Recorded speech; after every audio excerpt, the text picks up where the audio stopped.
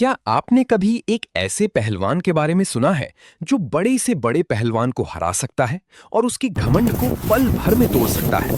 तो आज हम जानेंगे कि आखिर वो पहलवान कौन है जो इतना छोटा होते हुए भी अच्छे अच्छे महारथियों को हरा देता है।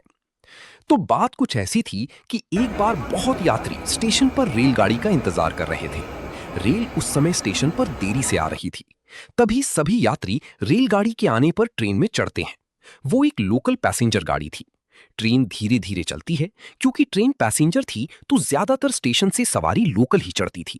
कुछ स्टेशन की सवारी इतनी बदतमीज होती थी कि सीट पर बैठे हुए यात्री को उठाकर खड़ा कर देते थे और ना खड़ा होने पर उनके साथ गाली गलौज और मारपीट तक कर देते थे, जिससे उस स्टेशन से चढ़ने वाली सवारी से सभी डरते थे और किसी फालतू के झगड़े में नहीं पड़ना चाहता थे। तो गाड़ी धीरे धीरे सभी स्टेशन को पार करते हुए उस स्टेशन पर पहुंचती है जहां की चढ़ी हुई सवारी से सब डरते हैं। उनका खौफ इतना था कि उस स्टेशन पर कोई डर की वजह से कुछ नहीं कहता था। उस स्टेशन से कुछ लोग उस ट्रेन पर चढ़ते हैं जिसमें कुछ लोग पहलवान थे। उसमें एक पहलवान बहुत ही लंबा चौड़ा और बहुत ही अच्छी बॉडी वाला था। वो कहीं मुंबई में बॉडीगार्ड भी था, परंतु रहने वाला अलीगढ़ का था। उस पहलवान ने ट्रेन में चढ़कर अपने लिए सीट खाली करा ली। उसकी आवाज इतनी भारी थी कि डर की वजह से ही सीट खाली कर दे। जो पहलवान जिस सीट पर बैठकर सवारी कर रहा था, उस सीट पर डरी हुई सी एक फैमिली बैठी हुई थी और उनके साथ एक 4-5 साल का बच्चा भी था जो कि बहुत ही शरारती था। वो बच्चा कभी उस पहलवान पर बोतल फेंके, कभी कुछ कभी कुछ। आखिर बच्चा तो बच्चा होता है। उस पहलवान को उस पर गुस्सा आ गया और उस बच्चे को डांटते हुए बोला, आराम से बैठ। लेकिन बच्चा करता भी तो क्या करता, वो चुपचाप बैठ गया।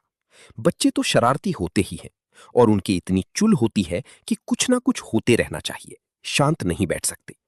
कुछ समय बाद बच्चा फिर चेन पुलिंग से छेड़छाड़ करता रहता है और उधर सामने बैठकर पहलवान उसे काफी समय से देख रहा था। पहलवान भाई ने अपनी पहलवानी दिखाते हुए उस बच्चे से बोला, हट, ये तेरे बस की बात नहीं है, और उस चेन को खींच दिया, जिससे रेलगाड़ी रास्ते में ही रुक गई। कुछ देर बाद पुलिस आती है और सबसे पूछते हुए कि ट्रेन की चेन किसने खींची है।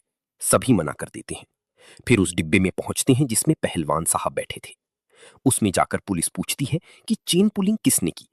तो सभी उस पहलवान के डर की वजह से उस डिब्बे में कोई ये बोलने का साहस नहीं करता है कि ये चेन पुलिंग उस पहलवान ने खींची है। सभी उससे डरे हुए थे। किसी की भी हिम्मत नहीं हो रही थी। तभी उस बच्चे ने बोला कि मुझे पता है, क्योंकि बच्चा भी उस पहलवान से चिढ़ा हुआ था, क्योंकि उस पहलवान ने उस बच्चे को परेशान कर रखा था। उसने पुलिस को बुलाया तो उस बच्चे की माँ बाप ने अपने बच्चे को धमकाया कि नहीं बेटा, लेकिन बच्चा क्या उस पहलवान से कम था? होगा अपने घर का पहलवान। उसने पुलिस को बोला कि इसने इस चेन को खींचा है। पुलिस वाले ने उस पहलवान से कहा, चलिए उठिए और हमारे साथ चलिए। तब उस पहलवान ने कहा कि मैं आज मान गया कि सबसे बड़ा पहलवान बच्चा होता है।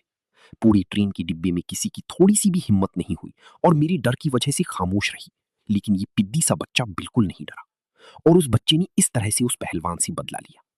आप और कहीं मत जाइए, आप अपने घर 6-7 महीने तक के बच्चे को ही ले आप लीजिए। और कहीं मत हंसते जाइए। हो, दिखाओ आप अपने बाबू। घर 6-7 महीने तक के बच्चे को ही ले लीजिए, जो कि तुम्हें पूरी तरह से मुर्गा बना देता है। वो कहेगा पूरी रात जागना है तो जागना है। तुम उससे कुछ कह ही नहीं सकते, क्योंकि उसे रात में पीटेंगे तो वो और रोएगा। तब आप उसे शांत करने और उसे सुलाने के लिए उसकी वो हर बात माननी पड़ेगी जो वो चाहता है। तो आप माने या ना माने, इस दुनिया के सबसे बड़ा पहलवान वो छोटा बच्चा होता है जिसे किसी के बाप का भी डर नहीं लगता। यही वो पल होता है जहां से आदमी खतरनाक बन जाता है। उसे समय रहते कंट्रोल कर लिया तो कर लिया, वरना फिर किसी में दम नहीं कि उसे सुधार ले। जय हिंद, जय भारत।